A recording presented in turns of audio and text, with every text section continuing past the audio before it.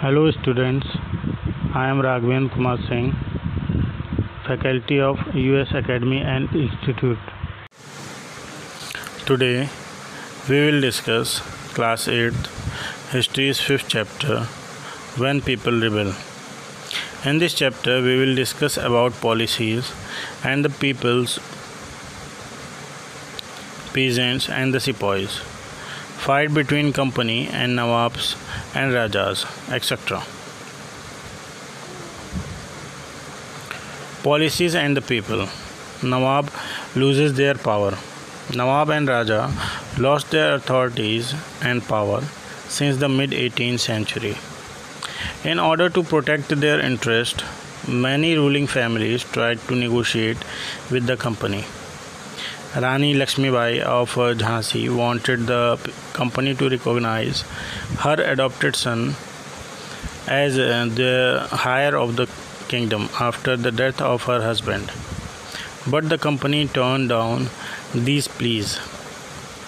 Awadh was one of the last territories to be annexed.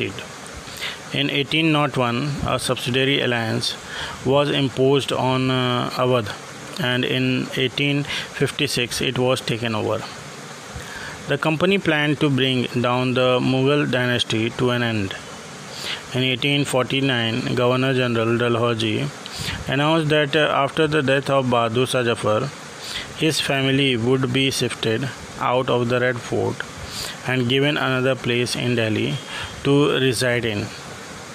After Bahadur Shah Zafar, the last Mughal king, none of his descendants would be recognized as king. They would just be called princes.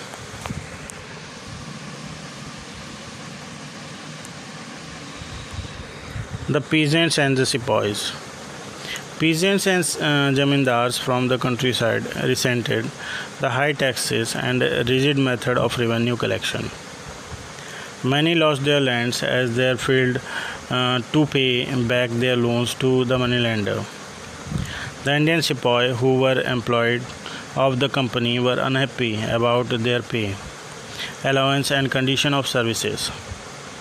When sepoy were told to go to Burma to fight for the company via sea route, they refused to go but agreed to go via land route. The company passed a law in 1856 which stated that every new person who took up employment in the company army had to agree to serve overseas if required. Responses to reform. The British reformed Indian society by passing laws to stop the practice of sati and to encourage the remarriage of widow. English education was widely promoted. After 1830, Christian missionaries were allowed to function freely in its domain and on land and property. A new law was passed in 1850 to convert the Christianity easier. The law allowed Indian Christians to inherit the property of their ancestors.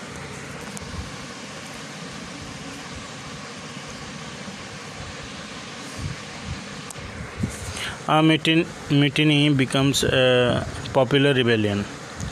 A large number of people believes that they have a common enemy and rose up against the enemy at the same time.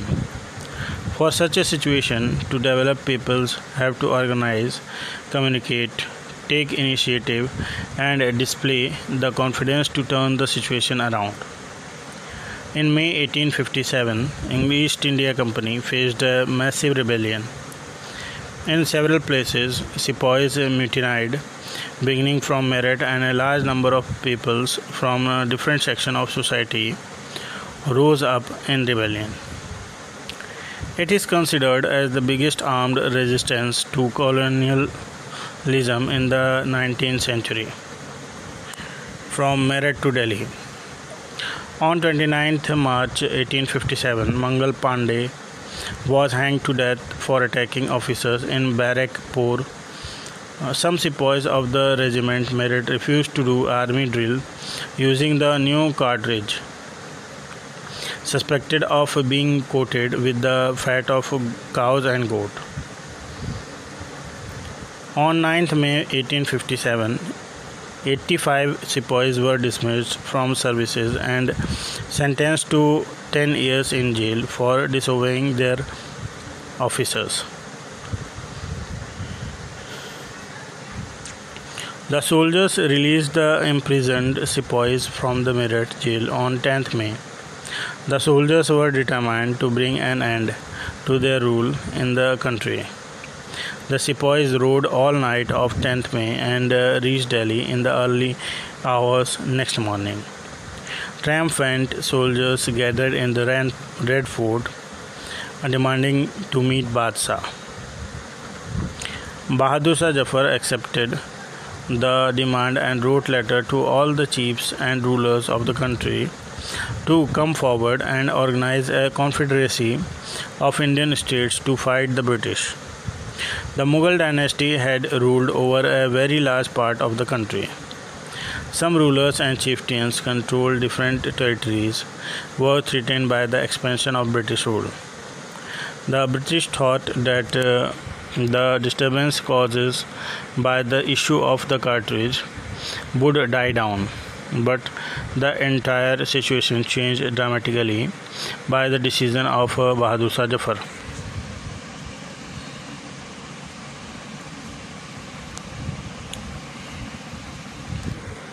The rebellion spread.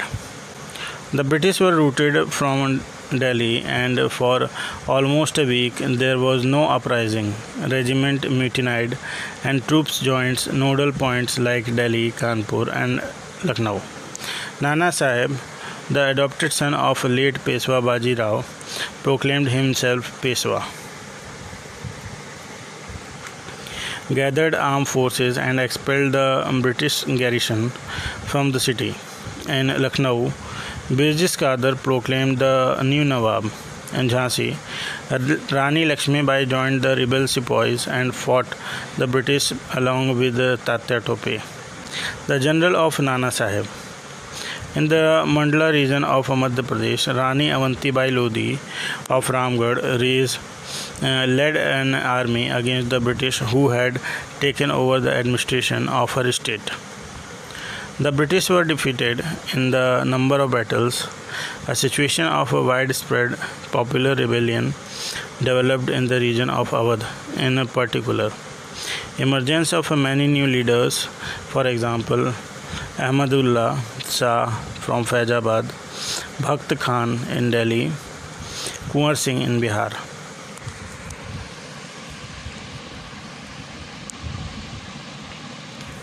Now the company fight back. The company brought reinforcements from England, passed new laws to easily convict the rebels. In September 1857, Delhi was recaptured, and the last Mughal emperor, Bahadur Shah Zafar, was sentenced to life imprisonment. In March 1858, Lucknow was taken, and Rani Lakshmi Bai was defeated and killed in June 1858. Rani Avanti Bai chose to embrace death when surrounded by the British on all sides. Tatya Tope was captured, tried, and killed in April 1859. The defeat of rebel forces encouraged desertion. To win people's loyalty, the British announced rewards for loyal landholders who will continue to enjoy traditional rights over their lands. If anyone who rebels against the British surrendered themselves, and if they had not killed any white people, they would remain safe, and their right and claims to land would not be denied.